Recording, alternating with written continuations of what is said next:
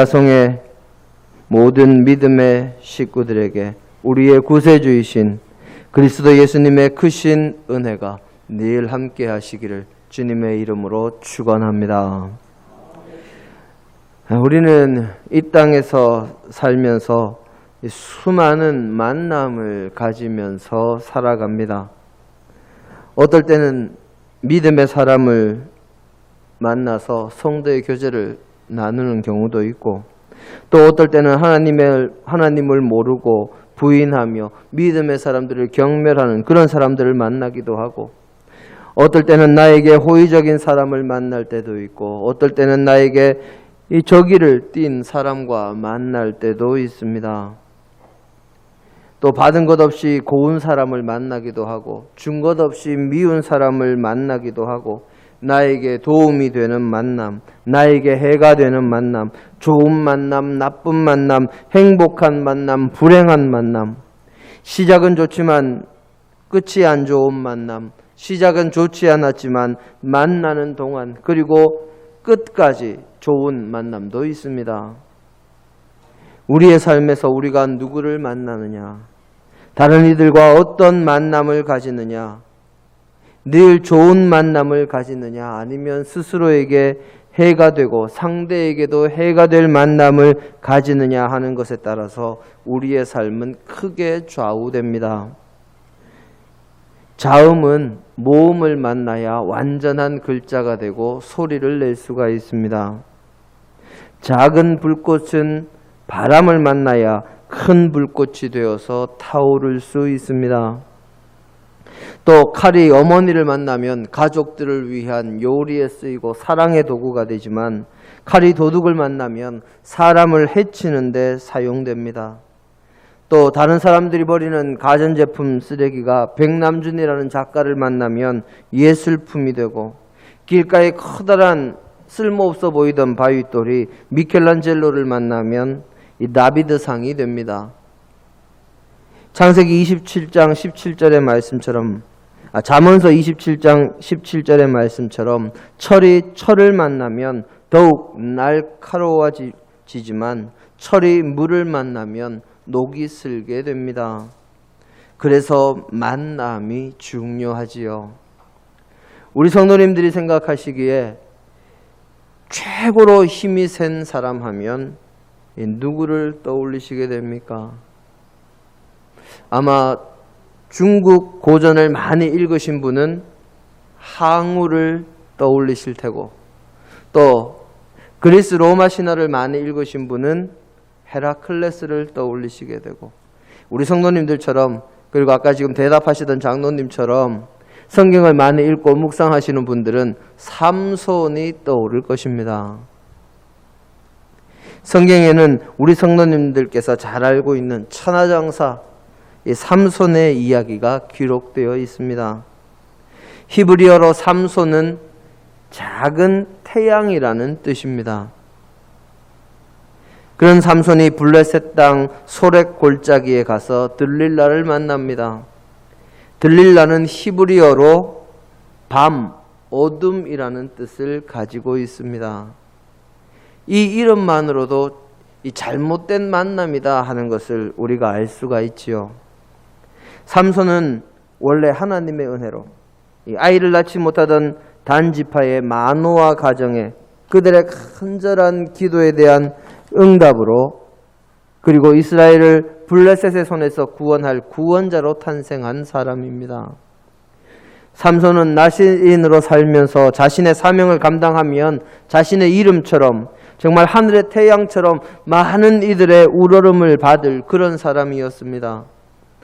그런 복을 받을 것이라 약속받고 이 땅에 태어난 삼손이 자신의 세상에서 아주 힘이 세다 하는 것을 알고 자신의 사명과 자신이 받은 복을 망각하고 어둠인 들릴라를 만나서 어둠과 함께 밤에 동행하게 됩니다. 그 만남의 결과로 삼손은 실제로 눈이 뽑히고 영혼도 어둠의 골짜기에서 방황하게 됩니다. 악한 만남, 자신을 해치려는 의도를 가진 이와의 만남은 이어가고 자신에게 복 주시려는 좋은 만남, 하나님과의 만남은 뒤로 하니 그에게 악한 일이 일어난 것이지요. 결국 회개하고 목숨을 버림으로 자신의 사명을 감당할 수는 있었지만 자신이 가진 능력과 받기로 예정되어 있었던 그 복을 생각해 보면 너무 안타깝고 아쉽고 이 아까운 그런 말로를 맞은 사람이 삼손입니다. 저와 여러분도 이 세상에서 그리고 영원히 복된 삶, 은혜의 삶, 영원을 누리는 삶을 제대로 살아가려면 정말 제대로 된 만남을 가져야 합니다. 그러면 우리는 누구를 만나야 할까요? 바로 예수 그리스도와 만나고 함께하는 삶, 동행하는 삶을 살아야 합니다. 원래 본질적으로 믿음의 사람은 누구를 만나든지 만나는 사람에게 복을 주는, 복이 되는 사람이 되어야 하고 또 그렇게 될 수밖에 없습니다. 왜냐하면 믿음의 사람들은 복의 근원이시고 만물의 주인이신 하나님과 함께하며 우리에게 구원을 주시는 예수 그리스도를 만나고 그와 동행하는 사람들이기 때문입니다. 그것을 전도라 표현할 수도 있고 하나님이 우리에게 주시는 복이 흘러 넘쳐서 이웃에게 흘러가는 것이라 표현할 수도 있고 믿음의 사람이 복된 사람이니 그와 함께하는 이들마다 복을 받게 된다. 그렇게 표현할 수도 있겠습니다. 우리 믿음의 사람들이 진정으로 만나는 이들 모두에게 복이 되고 우리들 자신이 복이 되는 그 비결이 오늘 우리의 본문 말씀에 기록되어 있습니다. 오늘 우리의 본문 말씀을 함께 묵상하며 은혜 받기를 원합니다. 오늘 우리의 본문 말씀은 믿음의 조상이라고 우리가 흔하게 이야기하는 아브라함이 성경에 처음 등장하는 대목입니다. 물론 창세기 11장의 바벨탑 사건 뒤에 이어서 셈의 족보가 나오고 그 뒤에 이어서 데라의 족보가 나오면서 아브람이라고 아브라함의 이름이 나오기는 하지만 아브라함에 대한 이야기가 본격적으로 시작되는 것은 바로 오늘 우리의 본문이 가장 먼저입니다. 어느 날 하나님께서 하란 땅에 살고 있는 아브라함에게 나타나셔서 말씀하십니다. 우리 창세기 12장 1절로 3절입니다.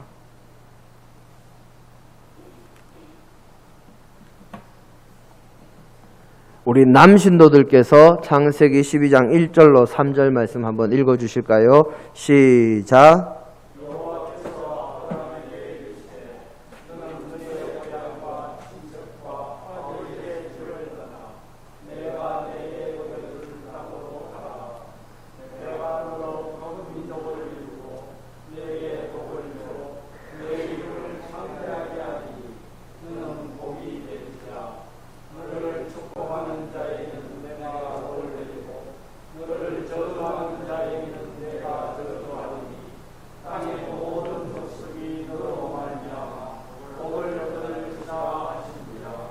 아멘.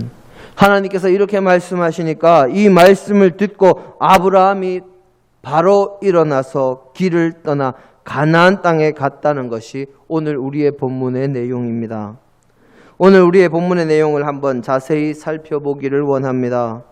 우리는 흔히 생각하기를 하나님께서 아브라함에게 고향과 본토와 친척과 아비의 집을 떠나 가나안으로 가라. 그러면 내가 너로 큰 민족을 이루고 복의 근원이 되게 하고 너를 축복하는 자를 축복하고 너를 저주하는 자를 내가 저주하리라. 그렇게 말씀하셨다고 우리는 흔히 생각을 합니다. 하지만 말씀을 정확하게 읽어보면 조금 다르다 하는 것을 알 수가 있습니다. 우선 하나님께서 아브라함에게 떠나라고 하신 명령에는 어디로 갈지가 정확하게 나타나 있지가 않습니다. 오늘 우리의 본문을 보면 이렇게 기록되어 있습니다. 내가 내게 보여줄 땅으로 가라. 1절 마지막 구절이지요. 어디로 가라는 말씀이 없습니다. 보여준 땅도 아니고 지명도 알려주시지 않고 무작정 떠나라. 그러면 복을 주리라 말씀하시는 것입니다.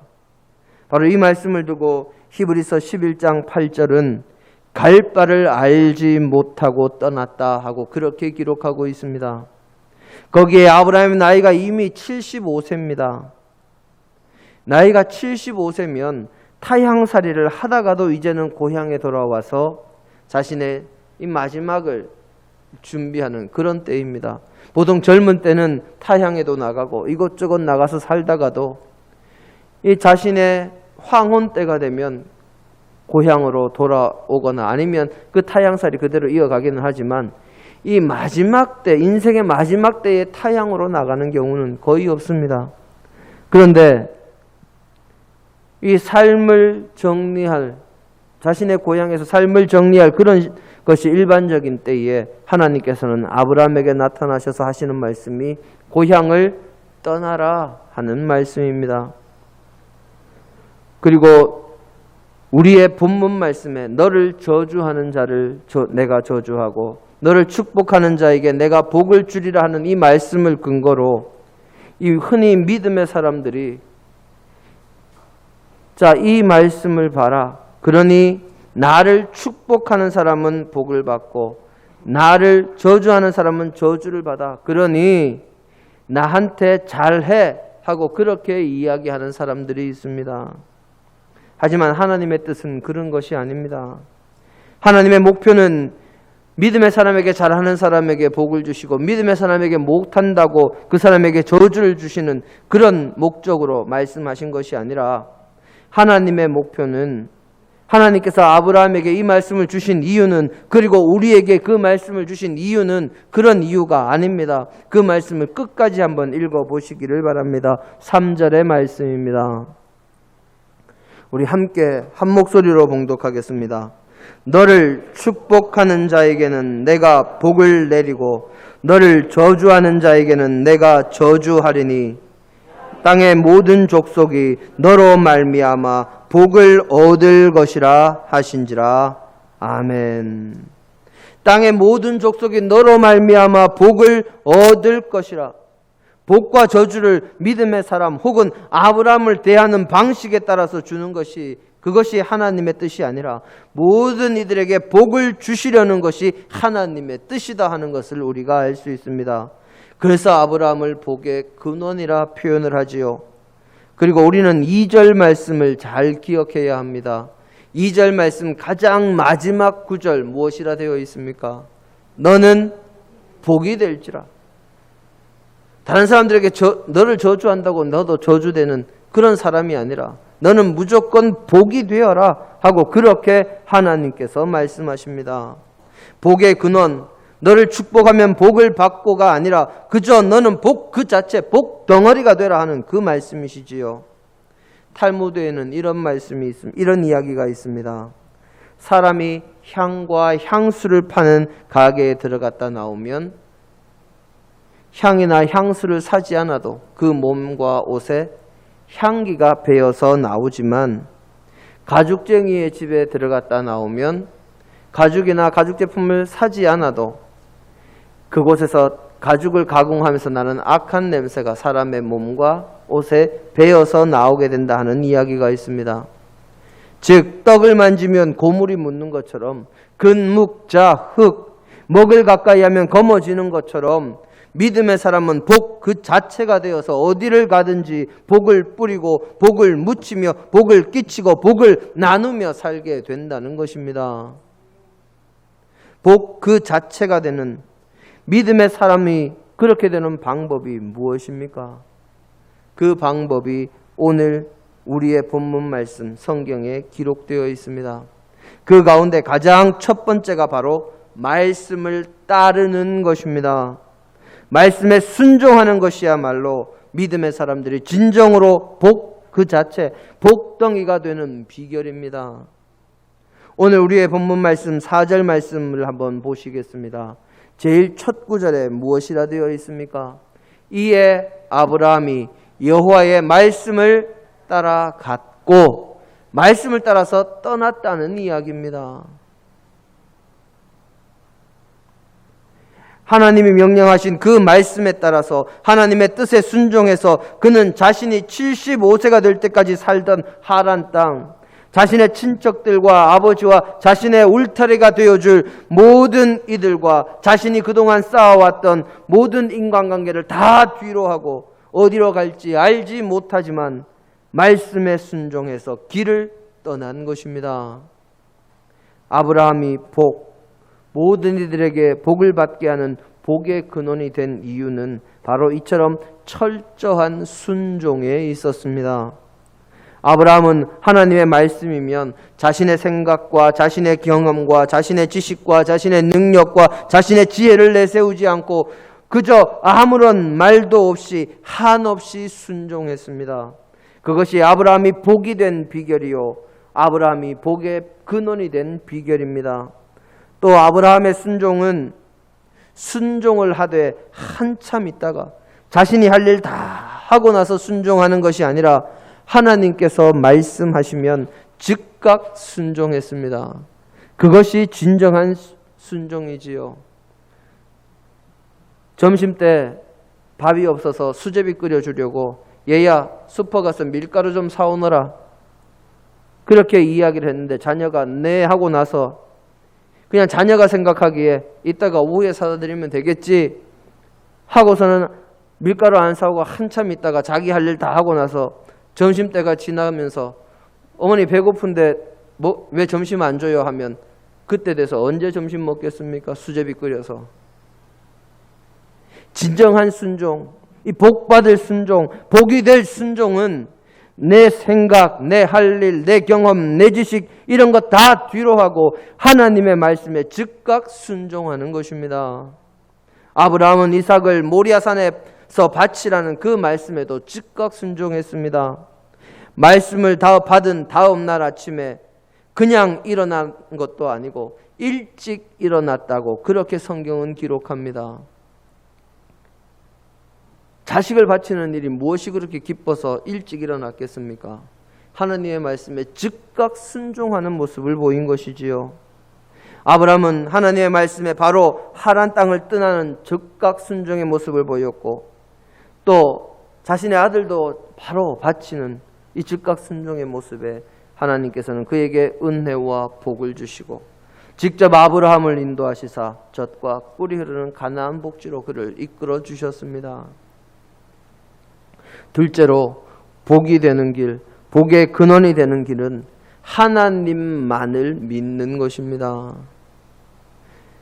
많은 사람들이 자신은 믿을 만한 사람이요, 자신을 거짓을 말하지 않는다, 나를 믿으라 하지만 사람은 믿을 만한 존재가 되지 못함을 우리는 너무나 잘 알고 있습니다. 그것은 사람은 거짓말할 때가 있기 때문이요, 또 자신이 말을 할 때는 진심이요 진실이었지만 상황이 바뀌면 그 말에 책임을 지지 못하기도 하고, 사람의 능력은 불완전한 것이요 사람의 지식과 지혜도 불완전한 것이기 때문에 자신의 말을 지키지 못하는 경우도 많기 때문입니다. 하지만 하나님은 그렇지 않습니다. 하나님은 온전히 믿을 만한 분이요 그 말씀에 변개가 없으신 분이시요 어제나 오늘이나 또 영원까지 동일하신 분이십니다. 그런데도 수많은 믿음의 사람들이 하나님을 믿는다 하고 말하면서도 하나님을 온전히 믿지도 못하고 하나님의 말씀을 온전히 믿고 순종하지도 못하는 경우가 얼마나 많은지 참으로 안타깝습니다. 하지만 아브라함은 하나님의 말씀을 온전히 믿고 순종하는 사람이었기에 그는 복의 근원, 복 그 자체, 믿음의 조상이 될 수 있었습니다.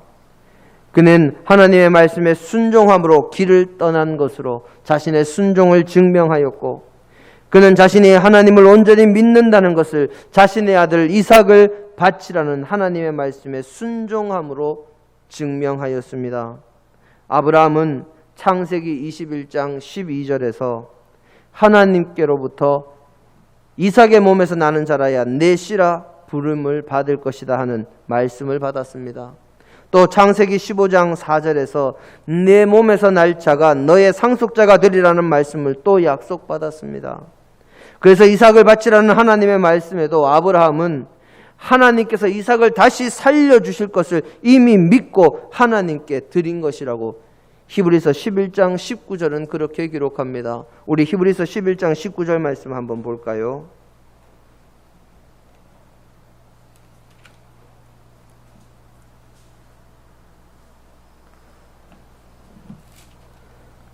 이번에는 여신도분들께서 우리 히브리서 11장 19절 말씀 한번 봉독해 주시겠습니다. 시작.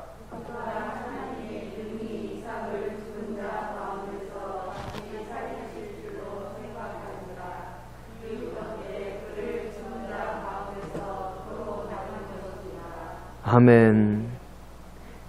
아브라함은 이삭을 바치면서도 그냥 그것으로 끝난다고 생각하지 않았습니다. 하나님께서 이미 이삭을 통해서 너에게 후손을 주고 이삭이 너의 상속자가 되고 이삭을 통해서 수많은 후손을 너에게 주리라 그 약속을 받았기 때문에 이삭을 바쳐도 하나님께서 어떤 방법으로든 인간이 알지 못하는 방법으로 그를 다시 자신에게 주실 것으로 믿었습니다. 이 믿음의 행위로 아브라함은 다시 한번 하나님의 복주심의 약속을 확인받게 되었고 그보다 더 큰 은혜도 받게 되었습니다. 우리 야고보서 2장 23절 말씀입니다. 야고보서 2장 23절 말씀. 이 말씀은 참 중요한 말씀입니다. 우리 성도님들이 함께 한 목소리로 읽으시겠습니다. 시작.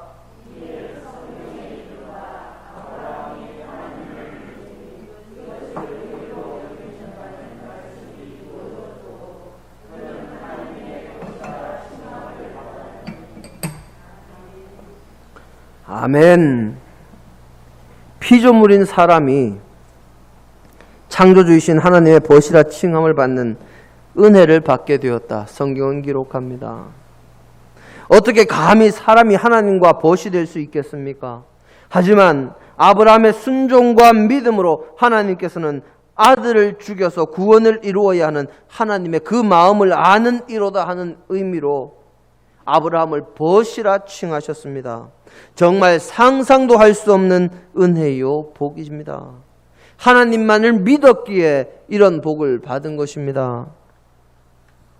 세 번째로 복이 되는 길, 복의 근원이 되는 길은 오직 하나님만을 의지하는 것입니다. 아브라함이 75세에 하란 땅을 떠난 후에 오랜 세월, 25년의 세월이 흐른 후에야 하나님께서는 그에게 약속하신 아들을 주십니다. 왜 25년이라는 세월이 걸렸을까요? 그 사이에 무슨 일이 있었습니까? 그 25년의 세월 동안 하나님께서는 창세기 15장을 비롯해서 몇 번이나 아브라함을 찾아오셔서 그에게 복 주실 것을 약속하셨고 거기에 더해서 아들을 주시고 그 아들을 통하여 후손이 번성하며 수많은 세상의 사람들이 내 씨와 내 후손으로 인하여 복을 얻을 것이라 그렇게 말씀하시며 언약을 하셨지만 아브라함은 하나님을 온전히 의지한 것이 아니라 사람의 방법을 사용하는 모습을 보였습니다. 하나님께서 아들을 주시겠다고 약속을 하셨는데 사라가 아브라함에게 그 당시 근동 지방에서 많이 행해지던 일을 하자고 창세기 16장 2절에 이 제안을 합니다. 그것은 바로 자신의 몸종과 아브라함이 동침해서 이 낳게 되는 아들을 자신의 아들로 삼는 그 풍습입니다. 이 풍습은 야곱의 아내인 레아와 라헬이 서로 아이를 낳는 경쟁을 할 때도 우리가 성경을 통해서 엿볼 수가 있습니다. 레아와 라헬도 자신들이 아이를 낳다가 아이를 잘 낳지 못하니까 몸종을 야곱에게 주어서 그 몸종이 낳은 아들을 자신들의 아들로 그렇게 계산하는 방식을 가졌습니다. 분명히 하나님께서 아들을 주시겠다고 말씀하셨는데 아브라함은 결국 하나님의 때를 기다리지 못하고 인간의 방법을 사용해서 아들을 얻으려고 합니다. 결국 하나님 하갈을 통해서 이스마엘을 얻지만 이스마엘이 태어나기도 전부터 하갈과 사라의 관계가 틀어지고 문제가 생겨서 하갈이 도망가는 일이 발생했고, 또 이스마엘이 좀 자란 후에는 이삭의 젖되는 잔칫날에 이스마엘의 이삭을 희롱함으로 결국 이스마엘과 하갈을 광야로 내쫓는 사건이 일어나기도 했습니다. 또 아브라함은 하나님께서 자신을 지켜주신다는 것을 알면서도 하나님을 온전히 의지하지 못하고 또 인간의 방법을 사용합니다. 바로 아브라함이 창세기 12장에서 가나안에서 애굽으로 갔을 때, 그리고 창세기 20장에서 네겝 지방의 이 그랄에서 거주할 때 자신의 아내 사라를 자신의 아내라고 하지 않고 자신의 누이라고 속이는 사건이 발생합니다. 그로 인해서 애굽의 왕 바로와 그랄의 왕 아비멜렉이 사람을 보내서 많은 재물을 주고 사라를 데리고 갑니다. 인간의 방법으로 자신의 안녕을 지키고 자신의 가정을 지키고자 했지만 오히려 아내를 빼앗기는 사건이 일어나고 만 것이지요. 결국 하나님께서 바로에게 나타나시고 아비멜렉에게 나타나셔서 그들에게 사라를 돌려보내라 말씀하시므로 결국 하나님의 도우심과 하나님의 능력과 하나님의 은혜로 겨우 가정을 지킬 수 있었습니다.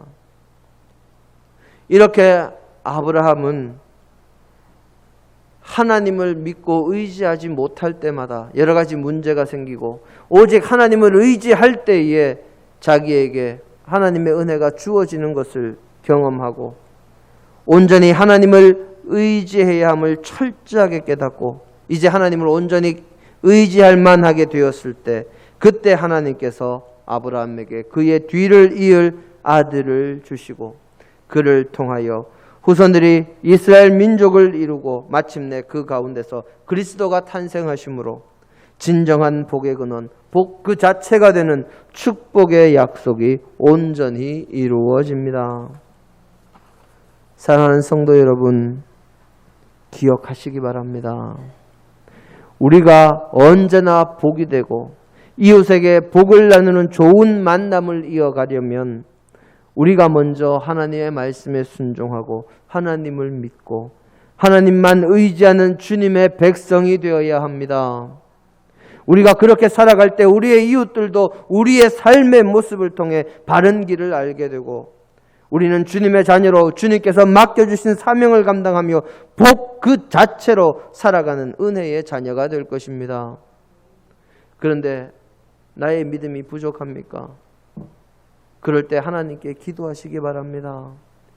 귀신 들린 아이의 아버지가 주님 앞에 나와서 무엇을 하실 수 있거든 이 아이를 고쳐주십시오 했을 때 주님께서 하신 말씀이 할 수 있거든이 무슨 말이냐, 믿는 자에게는 능치 못함이 없느니라 했더니, 그때 그 아이의 아버지가 주님 앞에 엎드려 간구했던 말이 주여 믿습니다. 나의 믿음 없음을 도와주시옵소서. 믿을 수 있게 도와주시옵소서. 그렇게 기도를 했습니다. 하나님을 믿고 하나님만 의지하고 하나님의 말씀에 순종할 때 우리가 복이 되고 우리를 만나는 모든 이들에게 복을 끼치는 이 모든 일이 이루어짐을 잊지 마시고 늘 믿고 의지하고 순종하는 믿음의 백성들 다 되시기를 주님의 이름으로 축원합니다. 함께 기도하십니다. 아버지 하나님, 우리를 사랑하시고 우리를 도우시고 우리를 인도해 주심 감사를 드립니다. 언제나 주님의 자녀가